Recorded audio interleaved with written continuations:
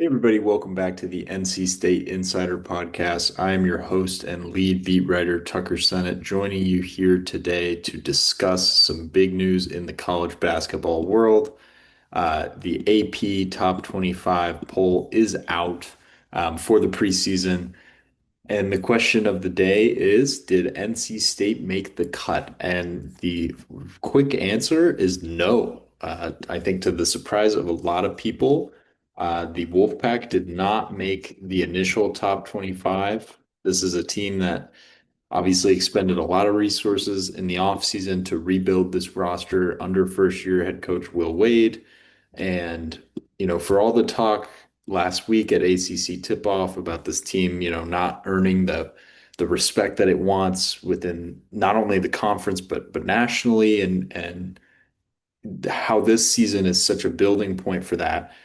They just got some major bulletin board material before the season even starts. And I think to dive in deeper, the vote count, NC State had 101, which puts them essentially at 26th in the country.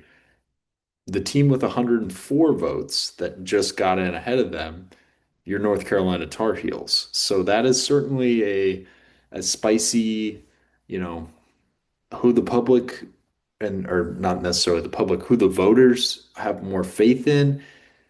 If you ask me to break down why that happened, my instant answer is comfort because you kind of know Hubert Davis is a known quantity. The Tar Heels are a known quantity. Yes, they have a lot of players, but you kind of know what you're going to get from Davis since he's taken over. You're going to get some quality guard play, a lot of scoring from those positions, and they look like they're going to adjust and play two bigs. NC State is a mystery to a lot of these voters. The players are familiar to a lot of people. Obviously, most college basketball writers are going to know a Darian Williams. They're going to know of an Alan Lubin. They're going to know a Trey Holloman. They might not know much else of this rotation if they're not, in depth because he pulled these guys from various, benches across the country, or he brought them from McNeese or their younger players.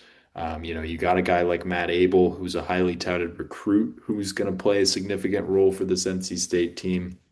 But these aren't necessarily nationally known quantities. And of course, the AP poll is a pretty imperfect system.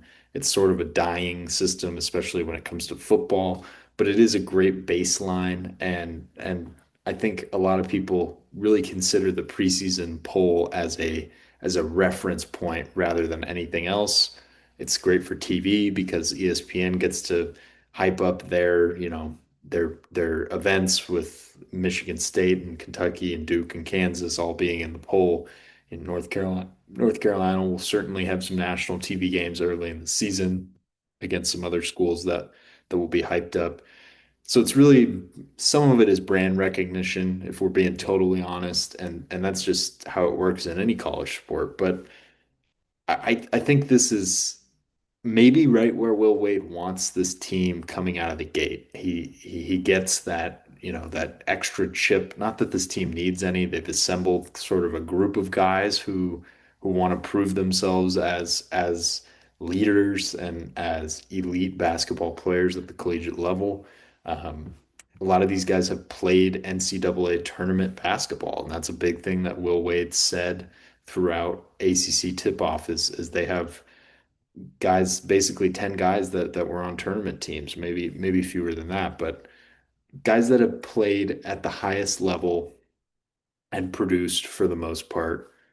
So I don't personally agree with NC State being on the outside looking in, but there's nothing really to argue because they haven't played games yet. So there's nothing in turn. The only thing you're doing is comparing roster to roster, and the only reason I think NC State deserves to be in is because I think their top end talent maybe not better than North Carolina's, but I do think some of the other teams included in that 22 through 25 range, I think NC State might be better top to bottom than a team like Wisconsin. There's a lot of Big Ten teams in the poll, and that's kind of a good segue to my next point on this opening AP poll, which is Jim Phillips talking so much about the ACC being the premier basketball conference, and you open the poll with three teams from the conference. That's obviously not where Phillips wants the ACC to be. I don't think it's where the coaches want the ACC to be because if this is the national view of the conference, it's going to be harder to get teams into the tournament. Now, this could all be changing with tournament expansion coming, but at least today on October 13th, when this poll comes out, you benefit from other teams in your conference being in the top 25. It gives you a better chance. It also, it improves your metrics, your quad one, quad two stuff. I won't dive too much into that, but um, it certainly is important to represent the conference well. In comparison, Ken Palm had NC State coming in at 38th. So he has them a little bit lower than the AP poll. Obviously, his rating system is a little bit different. He goes by the net rating, which is I'm not going to explain KenPom, but it's basically a combination of a bunch of statistics that spits out sort of where each team is and tiers them. And then, of course, you have the quad system, which isn't really worth looking at till the games start, but we'll dive into that more as the season moves along.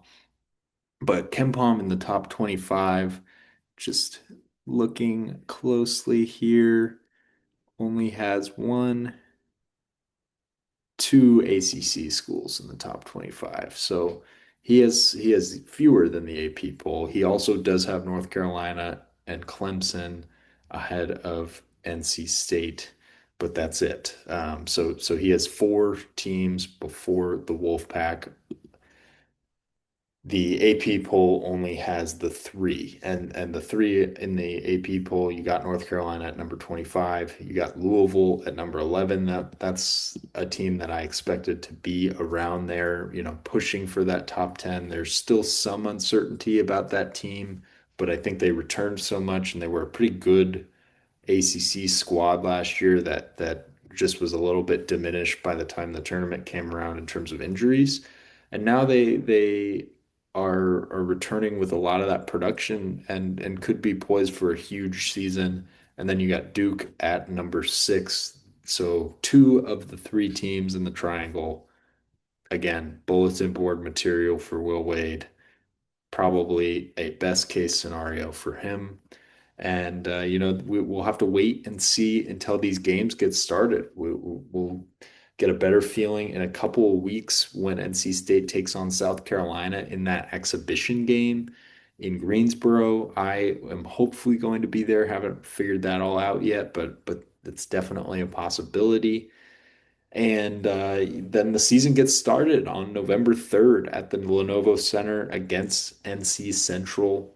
Going to be a good showcase for this Wolfpack team. We'll see kind of what they look like going against a inferior opponent. And basketball's here, folks. We're in it. This is going to be a basketball heavy week, given football on the open week or the bye week, as I like to call it, although college football people don't call it that. But here we are. Let's play some basketball, yeah. As always, thanks for tuning in to the NC State Insider Podcast. If you want more content, you can find more content on my social media at Senate Tucker on Twitter. You can find more on the Wolfpack on SI Twitter. And of course, you can find daily episodes of the NC State Insider Podcast on the Sports Videos on SI YouTube channel. Thanks for tuning in, and let's talk more hoops this week. Yep.